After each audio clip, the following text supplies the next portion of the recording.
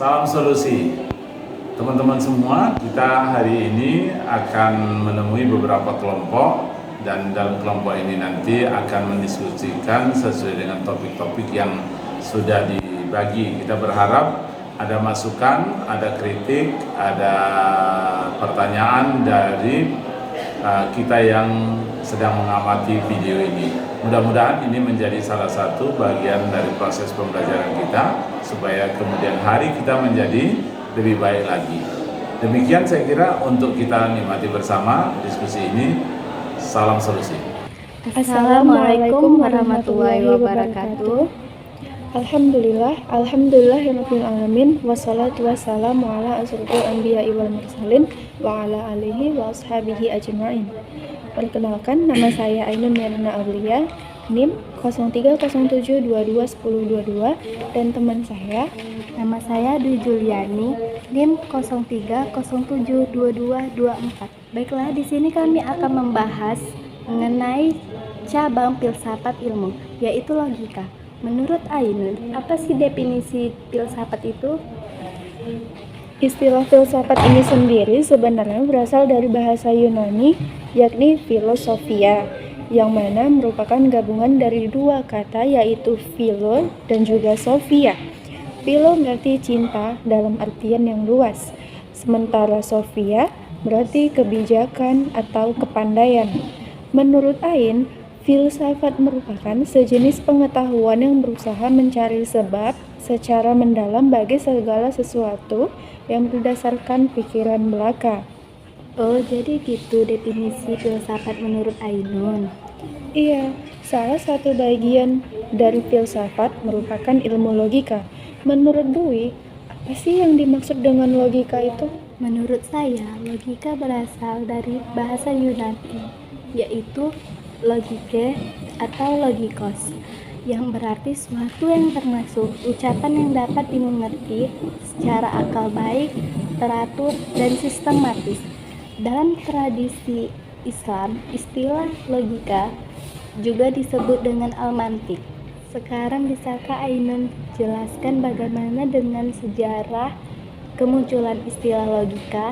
Pusparojo menyebutkan, walaupun menurut sejarah, Zeno adalah orang yang pertama kali menggunakan istilah logika, namun sebenarnya akar logika sudah terdapat dalam pikiran dialektis mazhab Elea, dan yang berperan mengembangkan secara mendalam kajian logika adalah Aristoteles.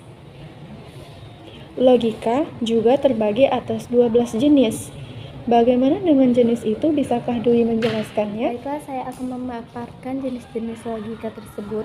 Yang pertama ada logika deduktif. Logika deduktif adalah suatu usaha sistematis untuk merumuskan aturan-aturan penarikan kesimpulan yang konsisten dan lengkap. Yang kedua ada logika induktif. Logika induktif adalah sistem penalaran yang menelaah prinsip-prinsip atau penyimpulan dari sejumlah hal yang khusus sampai pada suatu kesimpulan umum yang bersifat boleh jadi. Jadi begitu. Apakah hanya sampai di situ? Banyak logika lainnya seperti logika dialektis, logika deontik, logika formal, logika modal, logika probabilitas, dan logika simbolik. Jadi begitu. Setelah kita mengetahui filsafat dan logika itu, apa sih hubungan filsafat dan logika tersebut? Mark B. Woodhouse dalam bukunya yang berjudul Berfilsafat, sebuah langkah awal mengemukakan bahwa banyak yang mengatakan sesungguhnya filsafat merupakan kakak kandung dari logika. Hal ini dikarenakan inti dari filsafat adalah membentuk pola pikir seseorang.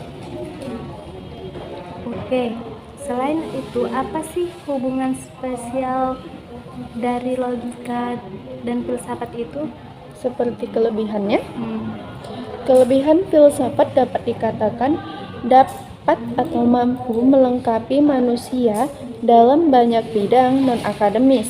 Bahkan, ia juga diplot mampu membawa perubahan kemandirian intelektual dan dogmatis.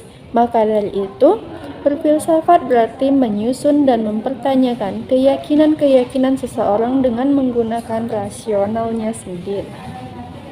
Hubungan filsafat ilmu dengan logika juga dilandaskan atas 3 hal. Apa saja landasan itu? Landasan pertama yaitu objek ontologi.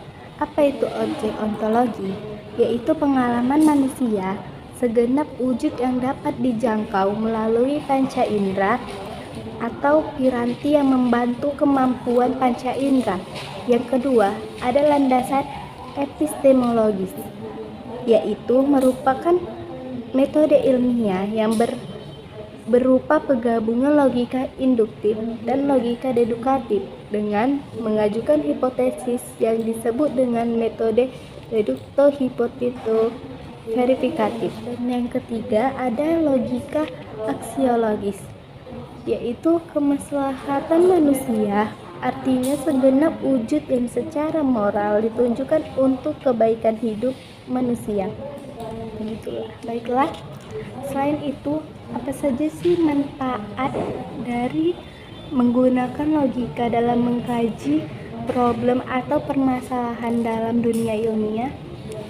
Tentu ada sangat banyak manfaat dari kita mempelajari atau menggunakan logika, seperti mampu berdialog, menulis, mengkaji, mendengarkan penjelasan, mampu menarik sebuah kesimpulan dengan tepat, mampu berdebat dengan santun, menghilangkan karakter fanatisme dalam diri, mengedepankan objektivitas dalam penelitian, dan berhati-hati dalam melakukan generalisasi. Begitu. Jadi begitu ya mengenai manfaat kegunaan logika tersebut.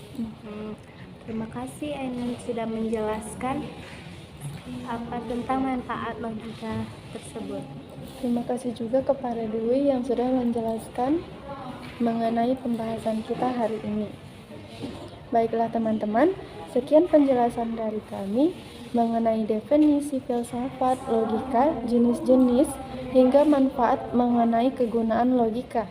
Maaf bila ada terdapat kesalahan kata dan sikap kami ucapkan terima kasih. Wassalamualaikum warahmatullahi wabarakatuh.